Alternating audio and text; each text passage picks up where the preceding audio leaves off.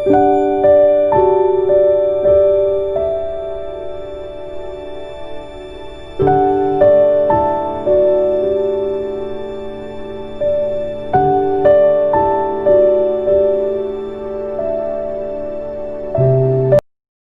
the next operator is join, and join operator is very important operator बच्चों.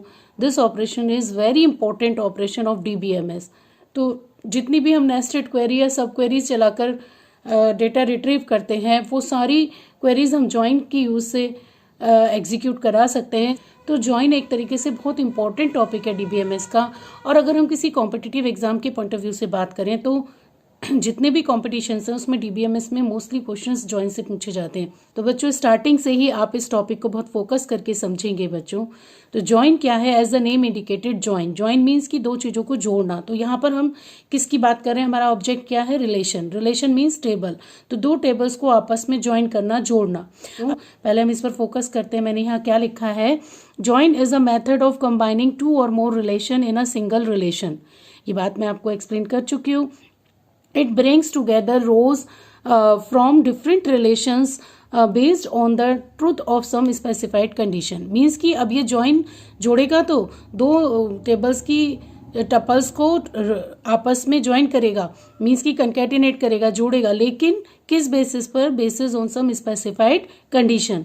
Means कि R1 join R2 means tuple from relation R1 and R2 with some value of matching attribute that combined into a single tuple in the output relation. Means कि R1 और R2 को अगर हम join कर रहे हैं तो उनका कोई कॉमन एट्रीब्यूट या कोई इक्वल एट्रीब्यूट होगा जिसके बेसिस पर उनकी मैचिंग होगी और तब जा करके वो आपस में ज्वाइन होंगे. और इस तरीके से हमारा एक नया रिलेशन बनेगा जिसके अंदर जितने भी मैचिंग एट्रीब्यूट्स होंगे वो एक सिंगल टपल में कंबाइन होकर के आ जाएंगे. Why we use join? Join बनाने का जरूरत क्या है? मैं आपको बता ही चुकी हूँ बच्चों.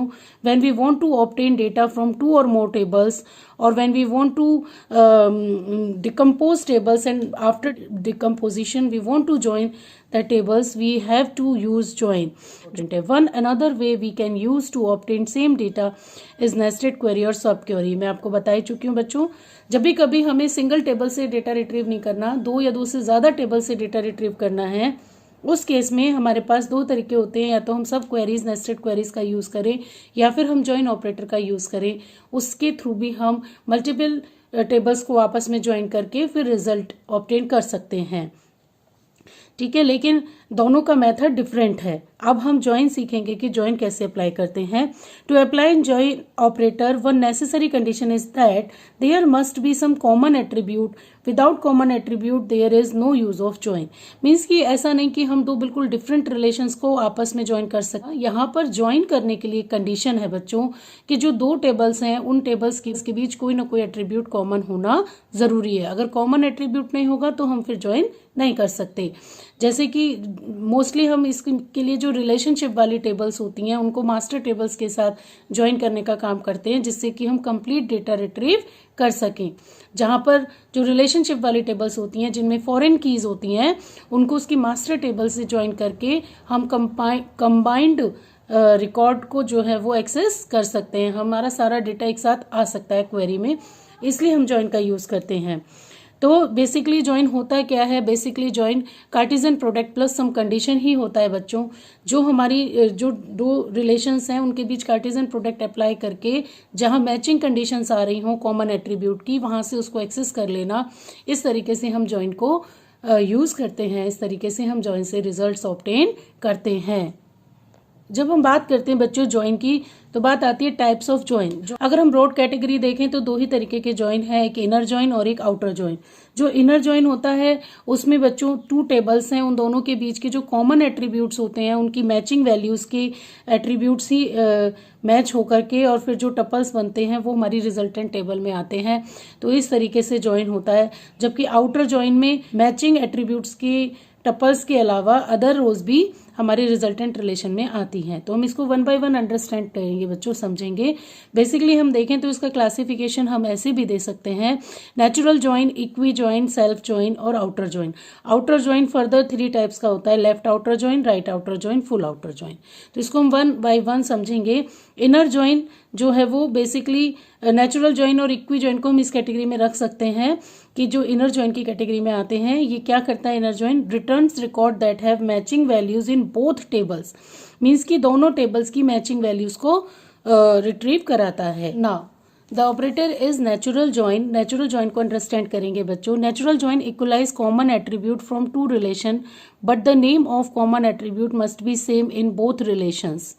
मीन्स कि नेचुरल जॉइन में हम इक्वल ऑपरेटर जो अप्लाई करते हैं वो कॉमन एट्रीब्यूट के बीच करते हैं टू रिलेशंस के, और जो वैल्यूज मैचिंग होती हैं उसके करस्पॉन्डिंग टपल्स उठ करके हमारे रिजल्टेंट रिलेशन में आ जाते हैं। लेकिन इसके लिए कंडीशन ये है कि कॉमन एट्रीब्यूट होना चाहिए और जो कॉमन एट्रीब्यूट है उसका दोनों रिलेशन में नाम भी सेम होना चाहिए। तो इसको हम समझने के लिए बच्चों एक क्वेश्चन ले लेते हैं। जैसे कि मैंने क्वेश्चन ले लिया स्टूडेंट कोर्स टेबल के लिए कि उन स्टूडेंट्स का नाम सेलेक्ट करो जिनका एनरोलमेंट किसी कोर्स में हो चुका है। तो अगर मेरे पास ये टेबल है बच्चों, ये वाली टेबल जो R1 है इसमें स्टूडेंट के रोल नंबर नेम है, और जो कोर्स टेबल है उसमें स्टूडेंट की course ID, course name, roll number है। तो यहाँ पर जो ये वाली टेबल है स्टूडेंट टेबल, ये शो कर रही है कि कौन कौन से स्टूडेंट्स हैं, उनके क्या क्या रोल नंबर और नेम है। और जो कोर्स टेबल है वो ये शो कर रही है कि हमारे पास कितनी कोर्स आईडी हैं, उनके क्या नाम है और किस किस स्टूडेंट ने वहाँ एनरोलमेंट करा लिया है, मीन्स कि एडमिशन ले लिया है, वो उस कोर्स को पढ़ रहा है। तो अब हमें क्या क्वेश्चन क्या है हमारा, हमें वो सारे स्टूडेंट्स के नेम चाहिए जो किसी कोर्स में पढ़ रहे हैं। इसका मतलब कि वो सारे रोल नंबर जो कोर्स वाली टेबल में आ रहे हैं उनके कॉरस्पॉन्डिंग नेम चाहिए।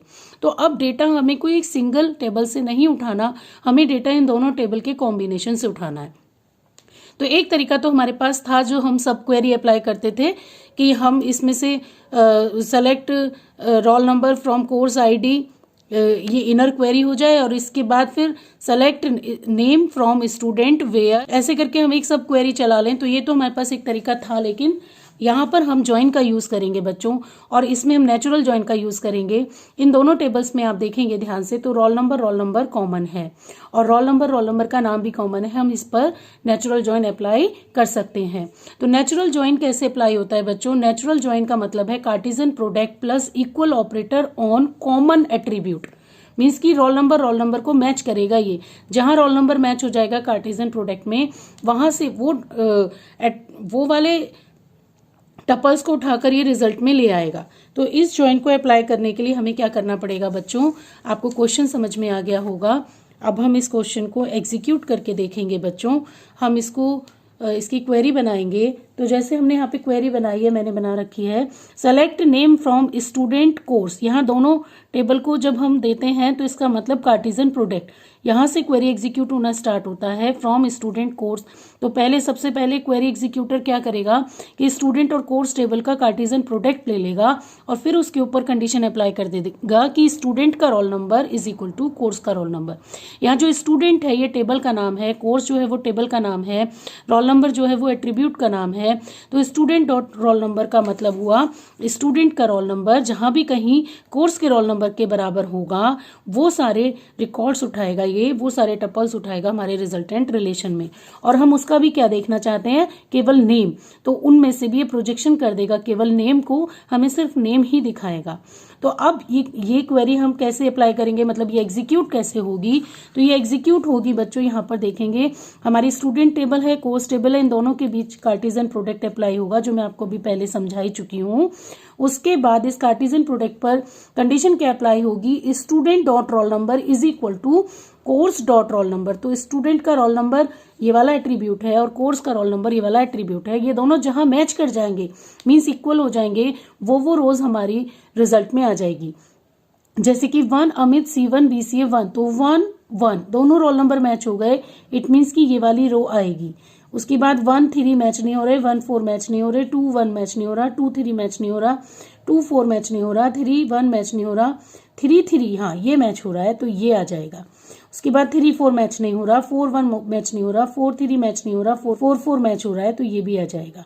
तो इसका मतलब हमारे जो रिजल्ट है उसमें 3 टपल्स आएंगे, एक 1 अमित और एक हमारा ये है 3 विवेक और 4 रोहन। और उसमें से भी हम क्या लेना चाहते थे? केवल स्टूडेंट का नाम।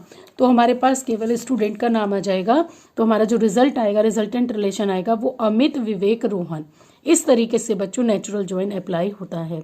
हम इस कंडीशन को इस तरह से एक्सप्लिसिटली भी लिख सकते हैं और हम इसको नेचुरल ज्वाइन का वर्ड का यूज करके भी अप्लाई कर सकते हैं एसक्यूएल में कि select name from student natural join course. तो ये नेचुरल ज्वाइन ही अपने आप में कंप्लीट है जो इस पूरी कंडीशन को अप्लाई कर देगा। मींस कि स्टूडेंट कोर्स का कार्टेशियन प्रोडक्ट करके उसमें जहां स्टूडेंट का रोल नंबर कोर्स में रोल नंबर के बराबर होगा उन सारी रोज को फैच करेगा। अगर हम यहाँ नेम ना दे करके स्टार दे दें बच्चों, select star from student natural join course, तो यहाँ पर नेम की जगह ये पूरे पूरे रिकॉर्ड्स उठा के देगा, पूरे पूरे टपल्स दे देगा। आप इस बात को अच्छे से जानते हो। तो नेचुरल ज्वाइन कहने का ही मतलब है कि जो कॉमन एट्रीब्यूट है उसको इक्वल करना, मीन्स कि उनकी मैचिंग वैल्यूज को ही के करस्पॉन्डिंग टपल्स को ही रिजल्ट में देना। I hope you will understand natural join. The next operator is equi join. अब ये जो इक्वी ज्वाइन है बच्चों, नेचुरल ज्वाइन और इक्वी ज्वाइन दोनों ही इक्वल ऑपरेटर अप्लाई कराते हैं मैचिंग वैल्यूज पर, लेकिन नेचुरल ज्वाइन कॉमन एट्रीब्यूट्स पर ही मैचिंग वैल्यू अप्लाई करता है। इक्वी ज्वाइन की कंडीशन थोड़ी सी डिफरेंट हो जाती है कि कॉमन एट्रीब्यूट के अलावा और भी कोई अगर सेम एट्रीब्यूट है तो उस पर भी मैचिंग वैल्यू को इक्वलाइज किया जा सकता है। ये इक्वी ज्वाइन की कंडीशन है। तो equi join equalize any two same type of attributes that can other than common attribute. Means कि जैसे रोल नंबर इसके अलावा और भी कोई एट्रीब्यूट ऐसा होता जो सिमिलर टाइप का होता तो हम उस पर मैचिंग का कंडीशन चेक कर सकते थे, मतलब इक्वल ऑपरेटर अप्लाई कर सकते थे। तो ये हमारी इक्वी ज्वाइन की कंडीशन होती है। तो अब यहाँ पर देखेंगे बच्चों कैसे, इसको समझने के लिए मैंने एक और एग्जाम्पल बनाया हुआ है, आपको मैं एक्सप्लेन करती हूँ। जैसे कि ये मेरे पास एग्जाम्पल है बच्चों, एक मेरे पास एम्प्लॉय टेबल है, एक मेरे पास डिपार्टमेंट टेबल है। एम्प्लॉय टेबल में ई नंबर नेम सिटी है और डिपार्टमेंट टेबल में D number D name location और एम्प्लॉय नंबर है। तो कॉमन एट्रीब्यूट तो होना जरूरी ही है बच्चों, तभी हम ज्वाइन कर सकते हैं। विदाउट कॉमन एट्रीब्यूट ज्वाइन का कोई रोल नहीं रह जाता है, इसीलिए बात आप हमेशा ध्यान रखेंगे। और मोस्टली रिलेशनशिप वाली टेबल को मास्टर टेबल से कनेक्ट करने के लिए, ज्वाइन करने के लिए हम ज्वाइन ऑपरेटर का यूज करते हैं। आप देखेंगे डिपार्टमेंट टेबल में जो ये ई नंबर है ये एक तरीके से फॉरेन की है बच्चों। क्या है ये? फॉरेन की, जो अपना रेफरेंस कहाँ से ले रही है? एम्प्लॉय टेबल के ई नंबर से ले रही है, एम्प्लॉय टेबल के ई नंबर से ले रही है। अगर हम ध्यान से देखें तो यहाँ पर ई नंबर फॉरेन की है बच्चों डिपार्टमेंट टेबल में, जो अपना रेफरेंस कहाँ से ले रही है? एम्प्लॉय टेबल के ई नंबर से। तो यहाँ एम्प्लॉय नंबर जो है वो प्राइमरी की है, ठीक है। एम्प्लॉय टेबल में जो एम्प्लॉय नंबर है वो प्राइमरी की है। तो अब यहाँ देखेंगे बच्चों जो ई नंबर 1 3 4, यहाँ देखेंगे 1 2 3 4, तो यहाँ पे ये फॉरेन की है, इसका रेफरेंस यहाँ से आ रहा है। तो ये रिलेशनशिप वाली टेबल हो गई एक तरीके से डिपार्टमेंट के लिए। इसमें डिपार्टमेंट की इन्फॉर्मेशन भी है, साथ साथ इसमें लिंक भी है एम्प्लॉय का। तो इस तरीके से हम इनको आपस में ज्वाइन कर सकते हैं।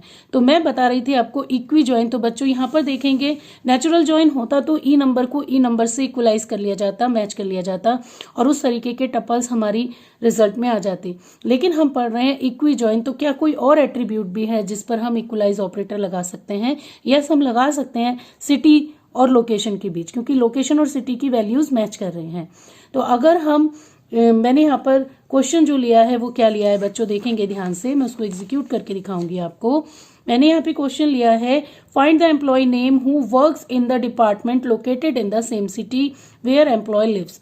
मीन्स की जो हमारी यहाँ एम्प्लॉय टेबल है वो बता रही है कि एम्प्लॉय किस सिटी में रहता है, और डिपार्टमेंट टेबल बता रही है कि डिपार्टमेंट कौन सा है, किस उसकी लोकेशन क्या है और उसमें कौन से एम्प्लॉय को वर्क दिया गया है, मतलब कौन सा एम्प्लॉय वहाँ काम कर रहा है।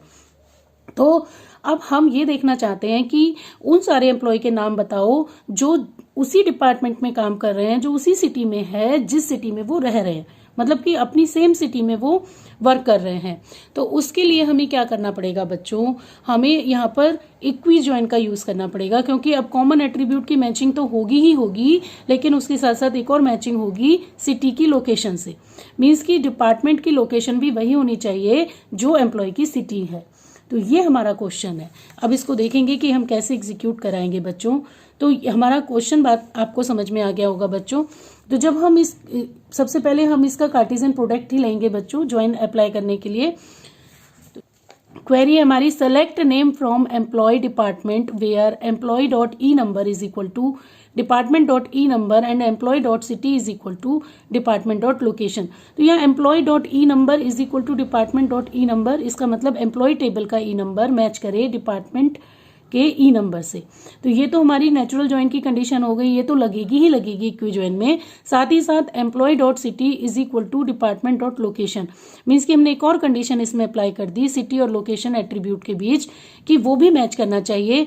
तो हमें वही रिकॉर्ड चाहिए जिसमें कि सिटी और डिपार्टमेंट की लोकेशन भी मैच कर रही है, और उसमें भी हमें पूरे रिकॉर्ड नहीं चाहिए, हमें सिर्फ नेम चाहिए। तो ये क्वेरी कैसे एग्जीक्यूट होगी बच्चों, ये क्वेरी फ्रॉम से एग्जीक्यूट होना स्टार्ट करेगी। एम्प्लॉय डिपार्टमेंट, पहले एम्प्लॉय डिपार्टमेंट टेबल का कार्टेशियन प्रोडक्ट निकलेगा, उसमें फिर एम्प्लॉय का ई नंबर डिपार्टमेंट के ई नंबर के बराबर हो, ये मैचिंग की जाएगी। उसके बाद जो मैचिंग रिकॉर्ड्स होंगे उसमें देखा जाएगा कि क्या उसकी सिटी भी इक्वल है। अगर सिटी भी इक्वल है तो फिर उस रिकॉर्ड को उठा लिया जाएगा और उस रिकॉर्ड में भी, उस टपल में से भी केवल उसका नेम। इस तरीके से एक क्वेरी एग्जीक्यूट होगी, जरा देखेंगे बच्चों। तो सबसे पहले हमारा एम्प्लॉय और डिपार्टमेंट टेबल का कार्टेशियन प्रोडक्ट होगा, मींस कि इसकी ईच रो को इस सेकंड टेबल की ईच रो के साथ कंकैटिनेट कर दिया जाएगा। तो 1 Amit Meerut D1 CS Meerut 1, 1 Amit Meerut D2 IT BSR 3, 1 Amit Meerut D3 HR Meerut 4। मेरा इस वाले पॉइंट को समझने से पहले बच्चों कार्टेशियन प्रोडक्ट अच्छे से समझ ले, मैंने समझाया इसी वीडियो में। फिर सेकेंड रो 2 सुमित BSR, ये भी D1 D2 D3 के साथ कंकैटिनेट होगी। फिर third row Varun Delhi D1 D2 D3 के कंप्लीट रिकॉर्ड के साथ कंकैटिनेट होगी। फिर 4 प्रतीक BSR D1 D2 D3 की ईच रो के साथ कंकैटिनेट होगी। अब हम उसमें देखेंगे कि जिनके ई नंबर बराबर हों, तो ई नंबर भी बराबर हो प्लस सिटी भी बराबर हो। तो E number 1 1, city location Meerut Meerut बराबर, यानी कि ये हमारी दोनों कंडीशन को फुलफिल कर रहा है। 1 3, यहाँ तो ई नंबर ही नहीं मैच कर रहा, ई नंबर मैच नहीं कर रहा, ई नंबर मैच नहीं कर रहा, ई नंबर मैच नहीं कर रहा, ई नंबर मैच नहीं कर रहा, यहाँ भी मैचिंग नहीं है, यहाँ मैचिंग है। 3 3 मैचिंग है। तो अब सिटी देखेंगे, यहाँ सिटी है BSR और यहाँ सिटी है दिल्ली एंड BSR, ये मैच नहीं कर रहे बच्चों, तो इसीलिए हम इसको छोड़ देंगे। फिर 3 4 मैच नहीं कर रहा, 3 4 1 मैच नहीं कर रहा, 4 3 मैच नहीं कर रहा, 4 4 मैच कर रहा है, यहाँ मैच कर रहा है। तो फिर सिटी देखेंगे BSR मेरठ मैच नहीं कर रही, तो सिर्फ हमें एक ही रिकॉर्ड मिला, हमें एक ही टपल मिला जिसमें दोनों वैल्यूज मैच कर रही थी, ई नंबर से, सिटी लोकेशन से।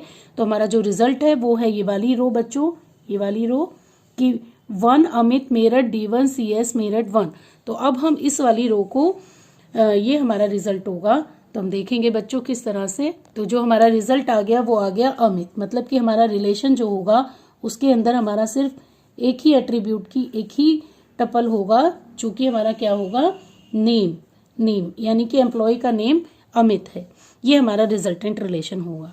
इसी क्वेरी को हम इक्वी ज्वाइन से इनर ज्वाइन कमांड का यूज करके ऐसे भी लिख सकते हैं बच्चों, select name from employee inner join department on employee dot E number is equal to department dot E number and employee dot city is equal to department dot city location. तो आप इसको अप्लाई करके देखेंगे system पर तो आपको समझ में आएगा।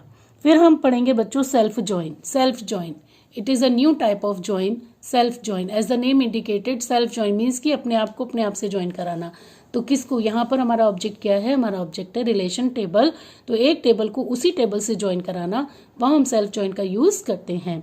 तो self join combines a table with itself, मतलब कि उसी टेबल को उसी टेबल के साथ कंबाइन करेगी। अब ये करेगी कैसे, ये करेगी ऐसे बच्चों कि एक ही टेबल को दो एलियास में, मतलब दो डिफरेंट स्पेसेस में मेमोरी के ओपन कर देगी और उनको एलियास नेम दे देगी, मीन्स की डिफरेंट नेम दे देगी।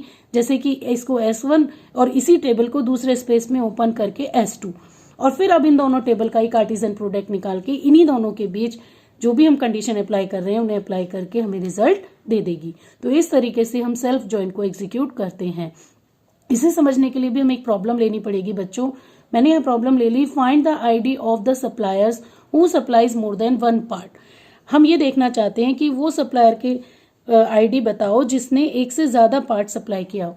तो बच्चों सप्लायर ने पार्ट सप्लाई किए, इन्फॉर्मेशन कहाँ स्टोर्ड है, ये इन्फॉर्मेशन स्टोर्ड है शिपमेंट वाली टेबल में। तो शिपमेंट वाली टेबल में हम ये कैसे पता लगाएंगे कि एक सप्लायर, वो सप्लायर कौन सा है जिसने एक से ज्यादा पार्ट सप्लाई किए हों। उसी टेबल में ये इन्फॉर्मेशन है कि किस सप्लायर ने किस पार्ट को सप्लाई किया, उसी टेबल में ये इन्फॉर्मेशन है कि एक सप्लायर कितने पार्ट सप्लाई कर रहा है। तो अब हम कैसे पता लगाएं कि किस सप्लायर ने मोर देन वन पार्ट सप्लाई किया। तो बच्चों इसे देखने के लिए हम इसके हम सब क्वेरी से कर सकते हैं, लेकिन एक तरीका हमारा ज्वाइन का भी है, सेल्फ ज्वाइन का। हम इसी टेबल को इसी टेबल से सेल्फ ज्वाइन करेंगे और इस क्वेरी को हम लिखते कैसे हैं, select S hash from SP table. ये हमारी एसपी टेबल है, ये मैंने एसपी टेबल बना रखी है, SP table as S1 and SP as S2। मीन्स कि हमें दो टेबल तो चाहिए कार्टेशियन प्रोडक्ट के लिए जब हम ज्वाइन अप्लाई करते हैं। तो यहाँ पर हमने दोनों ही जगह सेम ही टेबल को रखा है क्योंकि हम सेल्फ ज्वाइन पढ़ रहे हैं बच्चों, SP एज S1 और SP एज S2। तो कंपाइलर इसका क्वेरी एग्जीक्यूटर करेगा क्या, सेम टेबल को दो अलग अलग स्पेस में ओपन कर देगा डिफरेंट डिफरेंट नेम से। तो SP को ही S1 के नाम से एक स्पेस में और SP को ही S2 के नाम से दूसरे स्पेस में, और फिर उन दोनों के बीच ये कंडीशन लगा देगा where S1.S# is equal to S2.S# and S1.P# is not equal to S2.P#। Means कि जिनके सप्लायर नंबर तो सेम हो लेकिन पार्ट नंबर सेम ना हो, वो कौन कौन सी आईडीज हैं वो बताओ, उससे हमें पता चल जाएगा। क्योंकि अगर पार्ट नंबर भी मैच कर जाएंगे तो इसका मतलब सेम ही रिकॉर्ड है, वो अलग रिकॉर्ड नहीं है। तो सप्लायर नंबर तो सेम हो लेकिन पार्ट नंबर अलग अलग हो, इससे हमें पता चलेगा कि एक से ज्यादा पार्ट सप्लायर कर रहा है सप्लायर। तो यहाँ पर बच्चों इसीलिए मैंने इसको ज्यादा कॉम्प्लिकेटेड ना करके सिंपल रखने की वजह से 3 रिकॉर्ड्स लिए हैं। जैसे SH PH क्वांटिटी, तो S1 P1 को 200 की क्वांटिटी में सप्लाई करता है, S2 P2 को 300 की क्वांटिटी में सप्लाई करता है, S2 P3 को 250 की क्वांटिटी में सप्लाई करता है। तो हमें यहाँ से साफ साफ दिखाई दे रहा है कि S2 है जो मोर देन वन पार्ट सप्लाई कर रहा है। तो अब इसको हम इस क्वेरी से कैसे एग्जीक्यूट कराएंगे बच्चों, इसको समझेंगे। तो बच्चों ये करेगा क्या, it creates alias of same table, means open same table in different areas with different alias name. तो self join of table SP is equal to cartesian product of alias S1 cross S2 plus condition. इस तरीके से ये इस query को apply करेगा। तो अब बच्चों हम देखेंगे जरा ध्यान से, ये हमारा मेन टेबल थी, इसी टेबल की इसी टेबल से कार्टेशियन प्रोडक्ट होगा। मींस कि S1 का रिकॉर्ड S1 S2 S2 के साथ, फिर S2 का रिकॉर्ड S1 S2 S2 के साथ, फिर S2 का रिकॉर्ड S1 S2 S2 के साथ। तो इस तरीके से हमारी ये रिजल्टेंट टेबल आ जाएगी बच्चों। देखेंगे जरा, यहाँ पर हमारी ये टेबल आ जाएगी। तो ये टेबल है हमारी SH PH quantity, SH PH quantity, क्योंकि दोनों ही सेम टेबल है जो डिफरेंट डिफरेंट एलियास नेम से हमने उस पर सेल्फ ज्वाइन अप्लाई कर रहे हैं। तो कार्टेशियन प्रोडक्ट में दोनों टेबल का आपस में प्रोडक्ट होगा। तो S1 P1 200, S1 P1 200, S1 P1 200, S2 P2 300, S1 P1 200, S2 P3 250। Means कि S1 के रिकॉर्ड को उसके दूसरे एलियास के ईच रिकॉर्ड के साथ कंकैटिनेट कर लिया गया। फिर S2 P2 300, S1 P1 200, S2 P2 300, S2 P2 300 और S2 P2 300, S2 P3 250। Means कि वही सेम टेबल है, उसके एक रो को उसी टेबल की 3 रो के साथ, फिर उसी टेबल की दूसरी रो को उसी टेबल की 3 रोज के साथ, फिर उसी टेबल की 3rd रो को उसी टेबल की तीनों रोज के साथ ऐसे रख लिया। तो हमारा ये क्या निकल आया, Cartesian product S1 into S2। आप चाहो तो इस टेबल को 2 बार बना लो बच्चों, एक बार इसका नाम दे दो S1 और एक बार इसका नाम दे दो S2, और जैसे मैंने आपको कार्टेशियन प्रोडक्ट बनाया था उसी तरीके से कंकैटिनेट करो ईच रो को ईच रो के साथ, तो आपकी यही टेबल मिल जाएगी। इसमें बिल्कुल भी कंफ्यूज होने की जरूरत नहीं है। अब हम यहाँ से रिकॉर्ड कौन से उठाने हैं, जिनका सप्लायर नंबर मैच करे लेकिन पार्ट नंबर मैच ना करे। यहाँ देखेंगे सप्लायर नंबर मैच कर रहा है, पार्ट नंबर भी मैच कर रहा है, छोड़ देंगे। सप्लायर नंबर मैच कर रहा है, नहीं। सप्लायर नंबर मैच कर रहा है, नहीं। सप्लायर नंबर मैच कर रहा है, नहीं। सप्लायर नंबर मैच कर रहा है, पार्ट नंबर भी मैच कर रहा है, छोड़ देंगे। सप्लायर नंबर मैच कर रहा है लेकिन पार्ट नंबर मैच नहीं कर रहा, तो ये हमारी रिजल्ट में आएगा। अब यहाँ देखेंगे सप्लायर नंबर मैच कर रहा है, नहीं। सप्लायर नंबर मैच कर रहा है, यस। तो पार्ट नंबर मैच कर रहा है, नहीं। तो ये हमारे रिकॉर्ड में आएगा। फिर सप्लायर नंबर मैच कर रहा है, पार्ट नंबर मैच कर रहा है, तो इसको भी छोड़ देंगे। तो हमारे दोनों ही रिकॉर्ड्स में हमने देखा तो S2 2 बार आया लेकिन S2 ही आया। तो जो हमारा रिजल्ट है उसके अंदर जो हमारी टेबल बनेगी उसमें सिर्फ एक ही टपल होगा जिसमें एक ही एट्रीब्यूट होगा S#, और उस टपल में वैल्यू क्या होगी, S2। तो S2 नहीं, S2 ही आएगा। हमारे रिजल्ट में। तो आपको समझ में आई होगी ये बात बच्चों। नहीं समझ में आई हो तो आप मुझसे कमेंट बॉक्स में या फिर क्लास में पूछ सकते हो। The next join is outer join. Outer join क्या करता है बच्चों? In an outer join unmatched rows in one or both table can be returned. There are few types of outer join: left outer join, right outer join, full outer join. तो इस तरीके से बच्चों outer join use होता है। Left outer join returns all records from the left table and matched record from the right table. Means कि अगर हमारी दो टेबल हैं T1 T2 तो उन टेबल्स में से जो मैचिंग है वो वाले प्लस T1 के सारे टपल्स आएंगे, T2 के नहीं आएंगे। राइट आउटर जॉइन में क्या होगा? Returns all the records from the right table and matched record from the left table. तो राइट आउटर जॉइन में क्या होगा? T1 T2 अगर हमारे दो टेबल हैं तो इनकी मैचिंग रिकॉर्ड्स आ जाएंगे और फिर T2 के टपल्स आएंगे, T1 के नहीं। फुल आउटर जॉइन में क्या होगा?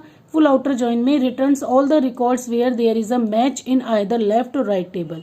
तो अगर T1 T2 दो टेबल्स हैं तो उनकी मैचिंग टपल्स भी प्लस T1 की भी और T2 की भी दोनों के आएंगे। ये फुल आउटर जॉइन होगा। Let's understand this with some example.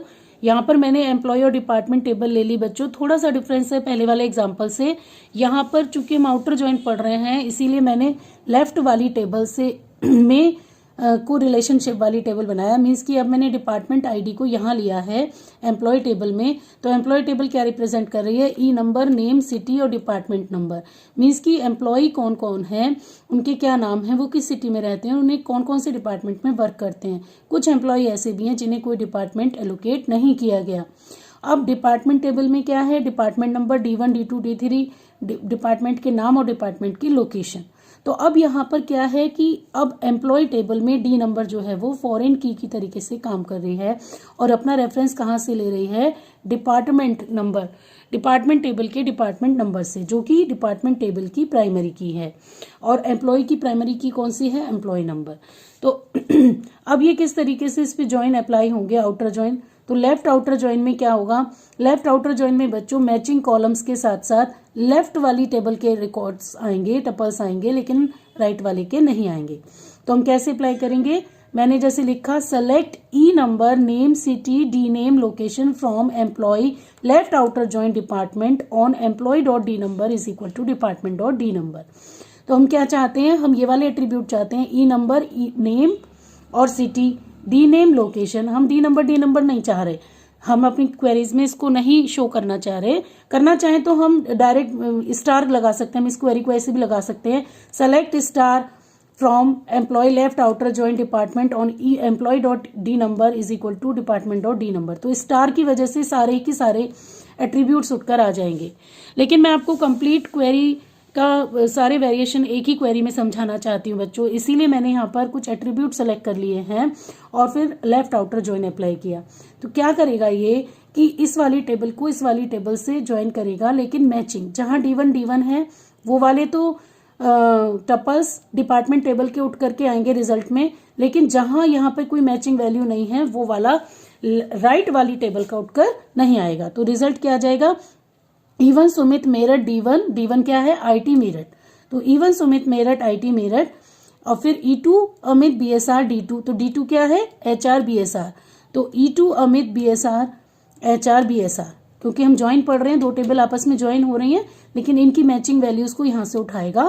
फिर E3 रोहित अली, इसको कोई डिपार्टमेंट एलोकेट नहीं है, नल पड़ा हुआ है, तो यहाँ पर ये भी क्या डाल देगा? E3 रोहित अली नल, क्योंकि कुछ है नहीं, वैल्यू मैच किससे करेगा।